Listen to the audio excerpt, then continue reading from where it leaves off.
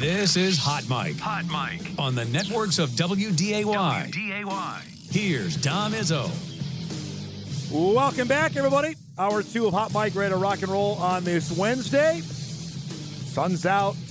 What are we doing inside doing the show? We'll get this done as quick as we can. We mentioned off the top of the show as we're chatting about the upcoming football season. Yeah, we're countdown to that. We're just wrapping up the 2024 athletic calendar, the spring sports season wrapping up. The Summit League Track Championship begins tomorrow. Summit League Softball Tournament begins today down in Brookings. So we're winding down for the athletic calendar, and then it's on to 2024-25. And UND held something I think was pretty neat last night up at the Betty. They had their first town hall where they had fans come in to visit with all the bigwigs from school president, AD, deputy AD, to get the latest of the lay of the land of what's going on. We talk about it every day on the show. Seems like it's something different, whether it's NIL, whether it's the transfer portal, whether it's facilities, conference realignment, you name it.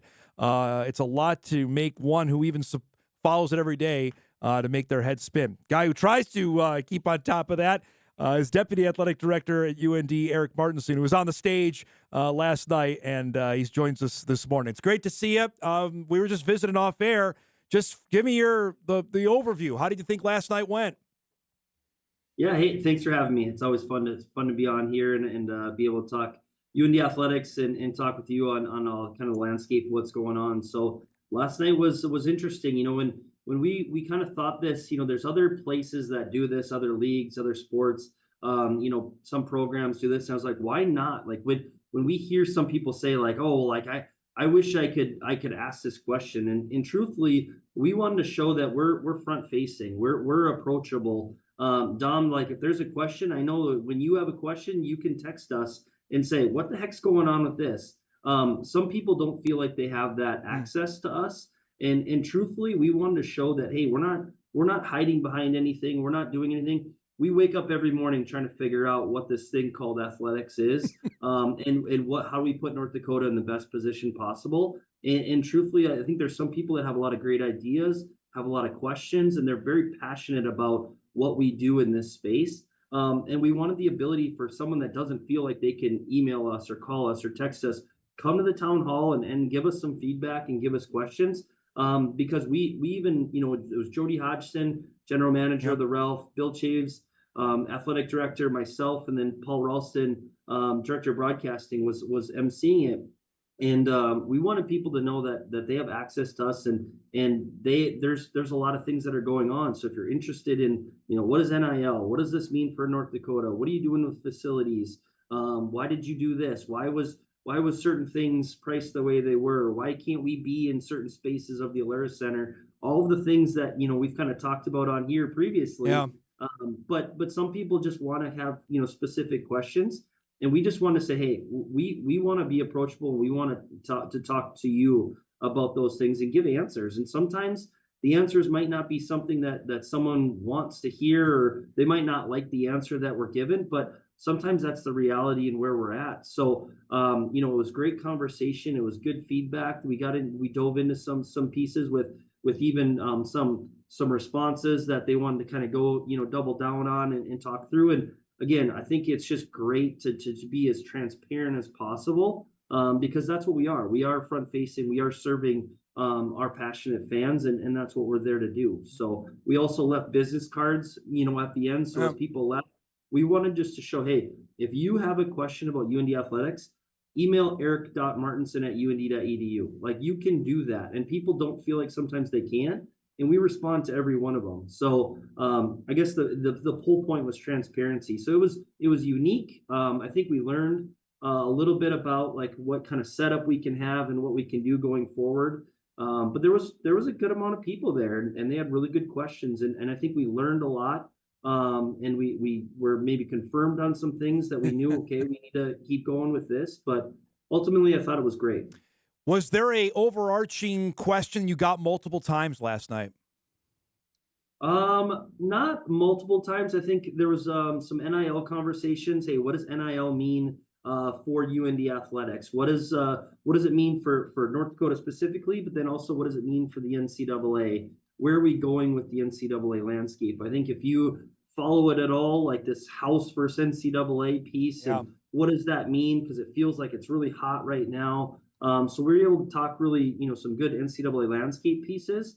There were some other pieces about like, hey, tailgating. We increased some prices on tailgating, and well, why did you do that? If there was some sticker shock, doesn't make sense. And I think when we're able to explain some of the things of like, we want people tailgating and not using it as premium parking. We have a wait list right now for tailgating, and there's some people, because it's priced very well, some people are just holding on to their spots because they figured it out that it's almost cheaper than parking at the Alaris Center. So there's some pieces, and again, it's hard to divulge into all of those things, but we were trying to get some of those points across, and hopefully we're able to, again, just try to be as transparent as possible when we talk about that. I read that in Brad's story last night, Eric. I didn't know that was a huge thing. So that was a big deal of people parking and not necessarily tailgating at the Alaris. Yep, because it was priced well. We wanted to have people tailgating, but we found out that I went up to a couple of people and said, hey, haven't seen you for a while. Your spot's been empty when they have the season tailgate. And he said, you price it so well that why would we ever give it up? We only come to 2 games or so many games. Why would we give it up? We have the best parking possible. So we don't want to outprice the people that are there every game. So we're going to try to invest back into those spaces for the people that are there every time. But we also want to make people make decisions on, like, hey, should I be having these many spots? Should maybe I should just move over to the parking piece. And ultimately, when we went through COVID and we started talking about, especially football prices, we don't want to put that on the backs of our fans because ultimately we want to pack the Alaris. So we didn't increase a lot of the prices over time. And ultimately, we just kind of looked at this and said, hey, for the amount of investment that we have, we don't own the Alaris Center. There's costs that go involved. There's a lot of factors that went in. And ultimately this year that was the was. So I think in conversation, it helps. But when they get that sticker shock and we're not able to be face to face, sometimes they have those questions. And I think the town hall was a great opportunity for some to kind of go, because I know one person that was asking, he kind of went, that makes sense. Yeah. He said that. So I think that helps, right? Well, especially in Arrow, I was up there. It was a great environment for the North Dakota State game. I know you had some really good crowds. You got South Dakota State and Montana coming this fall. Those are going to be huge games. You want, if you have a waiting list too, you want to get those people in, I imagine, right? Absolutely. Absolutely. Yeah. So it's we want to create the best environment possible, and ultimately with that waiting list, there's demand there. We want to make sure we're getting the right people, the people that want to be there in those spots. So it's there's a balance to it, and it's tough to try to move that, but we love our passionate fans. We love the people that are there every game, and that they come out the second that they're allowed in the lots. They're able to get in and they have a blast doing it, and it's fun to be out there with them. Was there a question, an off the wall question you got last night? Oh, I wasn't expecting that one. Did you get that? Yeah, we had a question that I've heard before. Why is the music louder during warmups than during the game? And it was for hockey games. Okay. And it was like, I didn't even notice that, but it was submitted, and we answered it. And Jody answered it well, and he said, "Well, this is a hockey game. This is a hockey rink, and we're getting our team prepared to go to battle and to play a contest." So that one was a little a head scratcher, which was it was great because we were able to answer it right. Like, the music might be a little louder, but hopefully it's all within the means of being safe and everything else, but. That was kind of one of the ones that were off the wall. But again, no question is a bad question because we're able to answer that, right? I know the new guys behind UND's collective were there. How much were they involved and get questions last night? Yep. So Jonathan Holth and Matt Bonzer from the 1883 collective, who've been a phenomenal, big piece of what's going on within the collective space to help support our student athletes or to give opportunities for our student athletes. They were there, kind of knowing that some questions would be asked. So when a question was asked, it was us three up there along with Paul, but we had our entire staff there. So we had kind of content experts that were there from each of our areas of athletics. So we did have, if there was a Champions Club question, we had Val stand up. If there was a Okay. marketing question about branding, we had Nicole Latovsky, our associate AD for marketing and communication, stand up. So we had those people in the front. Matt and Jonathan were also there, and there was a question, and they were able to answer it on just kind of how they are kind of doing, because again, UND and Collective, they are separate entities Right. because of the way the rules are written and everything. They are a separate group. But what we were able to say is, hey, we have a lot of support. We have tremendous support for our student athletes from the foundation side, from the institution side, of cost of attendance, grant and aid, Alston Awards, all of those different pieces on top of the facilities that we're building right now, and the other pieces that we support our student athletes. And the opportunity piece was what we were able to talk to with the Collective portion of, we're going into partnership with some companies that will really, elevate the opportunity piece, and the Collective is right with that. So they were able to express how they are able to provide those opportunities. You and I have talked about this before, but every day, like, do you check your phone like, okay, here's something else I gotta tackle today? Is it truly like that in administration right Yes. now? The answer is yes. So we get there's an awesome service called the D1 Ticker. Yeah. And Yep. the D1 Ticker does a great job, and they're on top of it a lot. And it is honestly like I have my phone right next to me. Sometimes in meetings we're talking about NIL, or we're Yeah. talking about pieces, and we have an NIL group that we're saying, okay, what's next? What do we need to do? And there's been times literally in the meeting where we're saying, we got to pause on that. Be careful, because hey, there's rules. Yeah. We want to make sure we're being cautious with that. And then we'll get an email that says NIL is open up to this, or you can now do this with NIL. The rules of this have changed.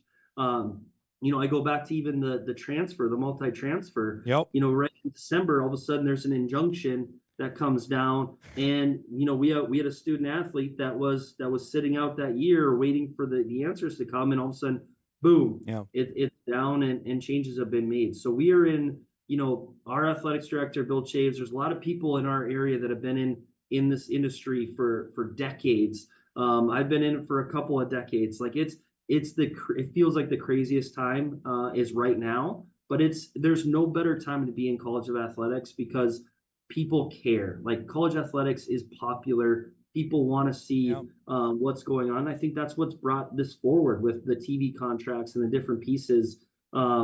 People care about college athletics. It just might be changing right now, and we just got to hold on for the ride. A couple minutes left with Erik. Is there one that's keeping you up at night? Is there one topic say, boy, we got to get our arms around this one?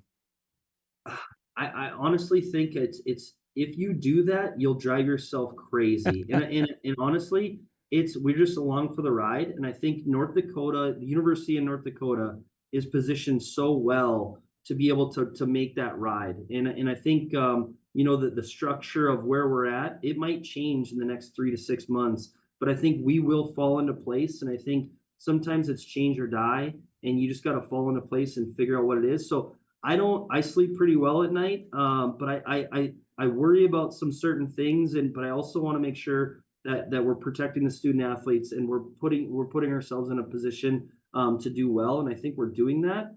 Who knows where that's going to go, but you can't get too high or you can't get too low on certain things, because it's all just, every day is a new day on those things. So again, it's the Power 5 school, or the Power 4 and the Group of 5.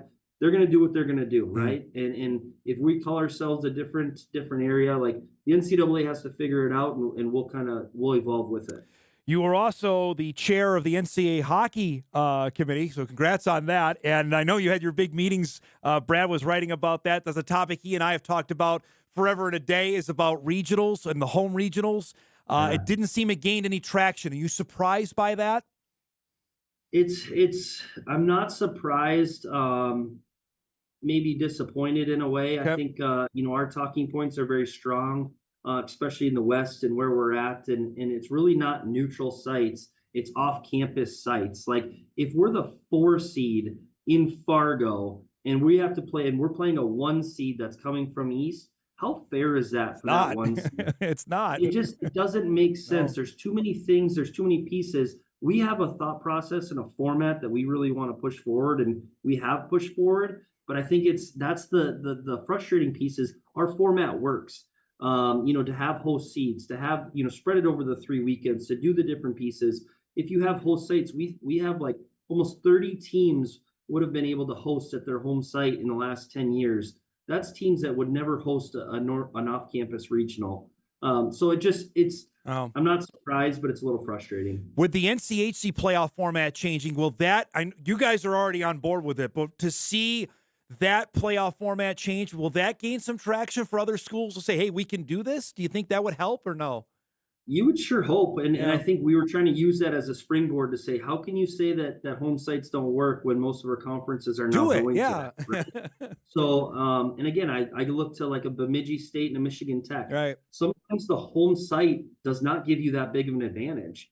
There's a lot of upsets that happen. Ultimately, for the student athlete experience, to have a full building, that's what they want. We don't want to go back to Albany with 400 people playing Notre Dame. It just isn't right for student athletes, and we have to kind of continue that and keep fighting that battle. I know you got to walk a tightrope here, but what was the experience like in Missouri in March?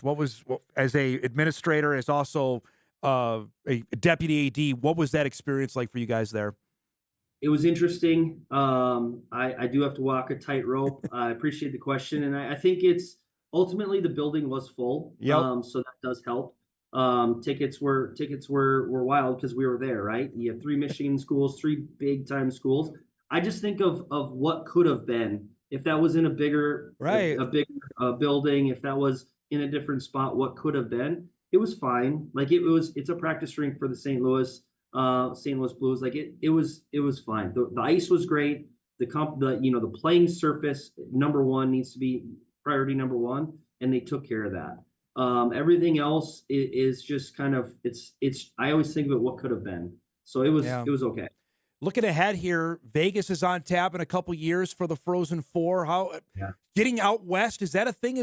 Are you pushing that as well, or do you want to hit maybe 3 sites and we're going to rotate between Tampa, St. Paul, and Vegas maybe? Yeah, so I think that's the championships committee, and they have right now the bids are out for 27 and 28.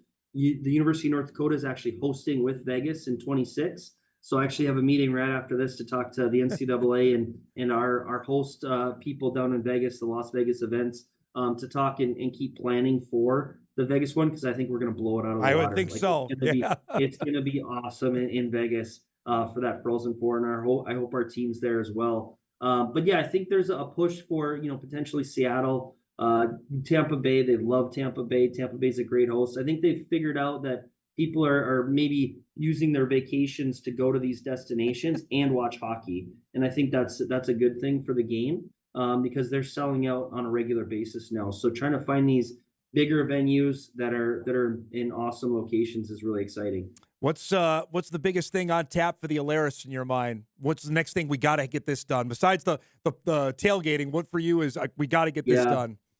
Yeah, I think we got to pack it any way we can, and just creating that experience, the pregame experience outside, having people just kind of come to the game and make it feel like a show, and really just say, hey, I want to come back. That was a lot of fun.